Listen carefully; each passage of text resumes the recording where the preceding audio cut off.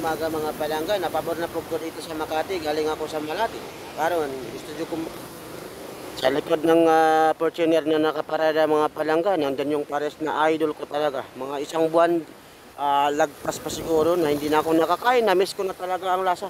Kasi pag nakakain ka dito mga palangga, na ako balik-balikan mo na talaga yan mga palangga. Kasi maganda talaga yung kanilang serve at kanilang karne, napaka-presko mga palangga. Balik-balikan mo talaga yung sabaw mga palangga, uubusin mo. Pero bago ako kakain, mag-order palangga, makiihi muna ako. Maraming kumakain mga palangga, nakita nyo naman. Masarap na, malasa pa. Kaya pag kayo nandito na, kumain na kayo.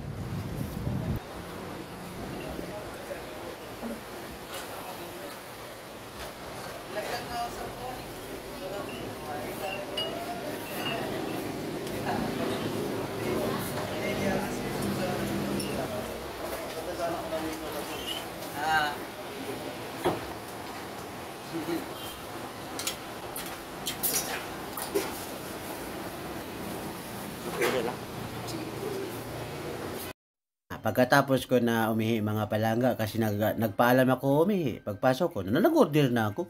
Matik na yan mga palangga. Ang in-order ko dyan mga palangga ay balat ng baka.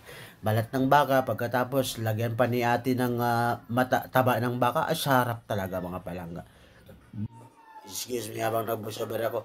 Medyo busog ako mga palangga, kakakain ko lang. Ngayon mga palangga, grabe na yan. Kaya ang sinasabi ko sa inyo paulit-ulit, pag nandito kayo sa Makati, pag napunta kayo malapit sa Circuit Ayala, Makati, na ako mga palangga, nandito lang ang location nila. Pag natsambahan yung mga palangga, kumain na kayo. Kasi sure ball talaga ako mga palangga na pag natikman nyo yung pares nila, babalik-balikan mo talaga itong mga palangga. Dili talaga basta-basta itong mga palangga.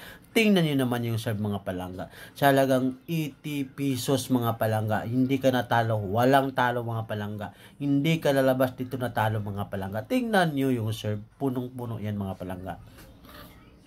O di ba? Kitang-kita naman sa camera.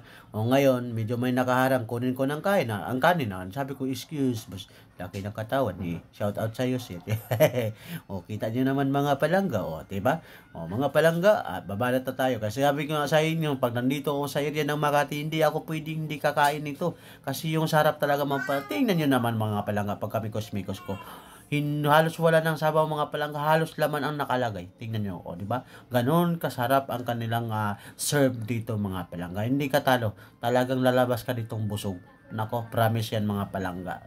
Di ba? O, kita nyo mga palangga, wala naman akong malagyan ng aking camera, wala akong masandalan, hawak na sa kabila. Sabay subo, no, pipitok-pitok, grabe na yan talaga mga palangga. Yung mata ko talaga kanina inaantok, ngayon, oh, gising na.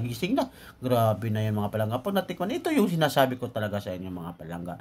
Na itong area nito, pag nandito na kayo na, huwag nyo nang patagalin pa. Pag nakita nyo yung puno ng mangga, ay sure bull talaga mga palangga. Talagang mabubusog ka mga palangga. Maraming kumakain dito. Tingnan nyo naman yung balat ng baka mga palangga, yung lambot ng doon, yung sarap ng doon, yung lasa na halos hindi ko na ma-explain. Ang mata ko na lang yung nag-i-explain bawat subo ko mga palangga. Tingnan nyo yung tirik ng aking mata pag nasubo ko. O diba? Dabis talaga. So hanggang dito na lang. God bless mga palangga.